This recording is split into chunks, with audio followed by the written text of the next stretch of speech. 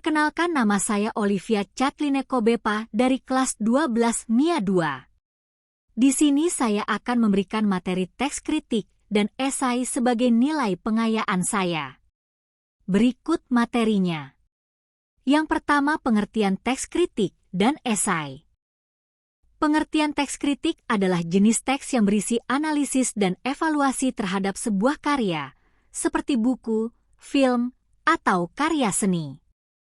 Pengertian teks esai adalah jenis teks yang berisi suatu pendapat dan analisis tentang suatu topik.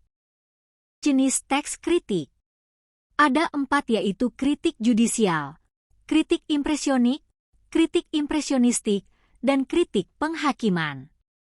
Jenis-jenis teks esai ada 4 juga, yaitu esai tajuk, esai deskriptif, esai reflektif, dan esai cukilan watak. Berikut. Struktur teks kritik. 1. Pendahuluan, pengenalan karya yang akan dikritik, termasuk latar belakang dan konteksnya. 2. Deskripsi, deskripsi singkat tentang karya tersebut. 3. Analisis, analisis mendalam tentang kelebihan dan kekurangan karya tersebut. 4. Evaluasi, penilaian tentang karya tersebut, termasuk kekuatan dan kelemahannya. 5. Kesimpulan, kesimpulan tentang karya tersebut dan rekomendasi untuk perbaikan. Berikut. Struktur teks esai. 1. Pendahuluan, pengenalan topik dan latar belakangnya. 2. Tesis, pernyataan pendapat tentang topik tersebut.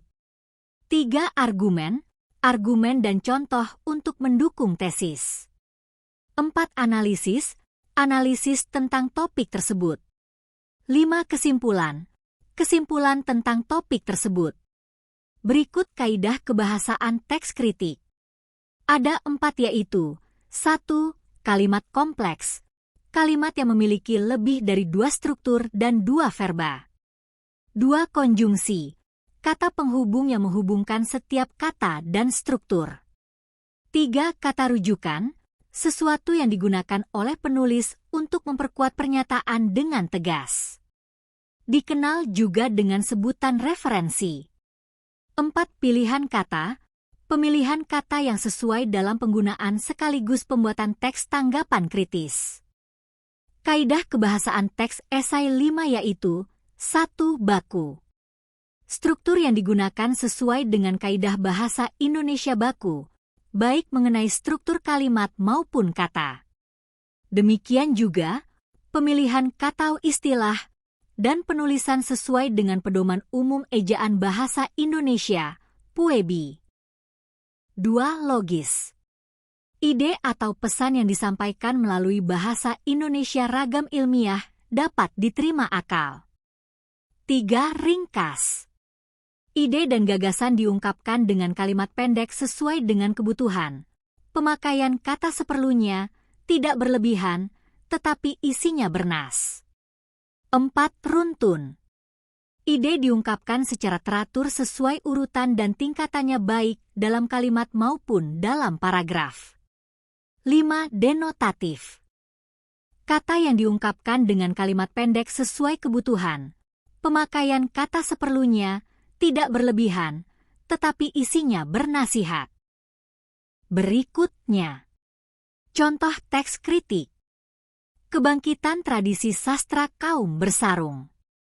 Penulis, Purwana Adi Saputra. Selama ini, entah karena dinafikan atau justru karena menafikan fungsinya sendiri, kaum pesantren seolah tersisih dari pergulatan sastra yang penuh gerak, dinamika, juga anomali. Bahkan, di tengah-tengah gelanggang sastra lahir mereka yang menganggap bahwa kaum santrilah yang mematikan sastra dari budaya bangsa. Di setiap pesantren, kedangkalan pandangan membuat mereka menarik kesimpulan picik bahwa santri itu hanya percaya pada dogma dan jumud. Mereka melihat tradisi hafalan yang sebenarnya lah merupakan tradisi Arab yang disinkretisasikan sebagai bagian dari budaya belajarnya, telah membuat kaum bersarung ini kehilangan daya hayal dari dalam dirinya. Dengan kapasitasnya sebagai sosok yang paling berpengaruh bagi transfusi budaya bangsa ini, Dengan seenaknya ditarik hipotesis bahwa pesantrenlah musuh pembudayaan sastra yang sebenarnya.